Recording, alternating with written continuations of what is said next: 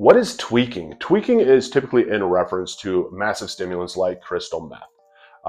What tweaking is this is the come down in the sense of meth or at the peaking of meth. It's where your dopamine deposits are depleted. You're not creating any more dopamine in your brain. Serotonin is overran. You probably have been up for a couple hours.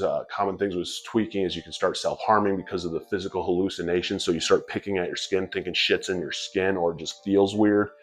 You're seeing shit. You're seeing shadow people. The exhaustion is there. A lot of times it's mixed with a lot of anger because you're no longer producing any more dopamine, which puts you in this drop, and your serotonin is whacked. And serotonin is a neurotransmitter that is emotional regulation. So you're not emotionally regulating at all, and it's all bad. So that's where a lot of times that anger and fidgety and just the twitchiness comes from, because all you want to do is try and get that high back because you can slowly feel it leaving you. And so you're just itching to do whatever you can to get it back.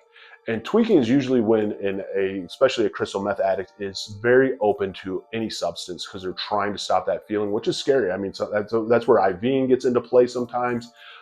Different drugs that you would never do gets into play, and that's how addiction just kind of like evolves and engulfs you.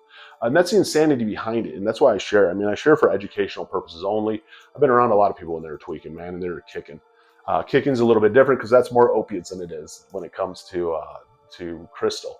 But that's what addiction is. It's insanity. I got sober off of alcohol, cocaine, 725-17. There's no right or wrong way of getting sober. And find what works for you, man. Go into inpatient treatment, outpatient treatment. Tag down below is Sunflower Sober. Download it. Start talking to Sam, the AI sponsor. Journal and understand where your addiction's coming from and your urges and cravings. Track your days of sobriety. You may end up at an AA meeting, an NA meeting, different type of meeting out there.